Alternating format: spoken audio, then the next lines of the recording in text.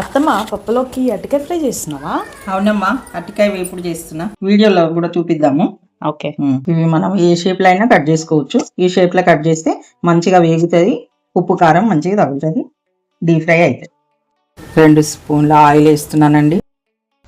కొద్దిగా ఆవాలు, కొద్దిగా జీలకర్ర, కరివేపాకు వేసుకోవాలి. ఇప్పుడు అరటికాయ ముక్కలు వేసుకోవాలి.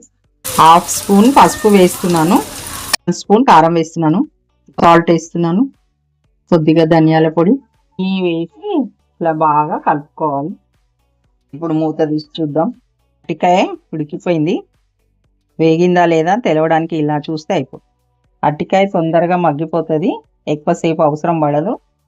1 స్పూన్ కొబ్బరి పొడి వేసుకుంటే బాగా టేస్ట్గా ఉంటుంది. అంతే అండి. కొబ్బరి పొడి వేసి 1 నిమిషం పెట్టేసుకొని మళ్ళీ గిన్నెలోకి మార్చుకోండి. టేస్టీ అరటికాయ వేపుడు రెడీ.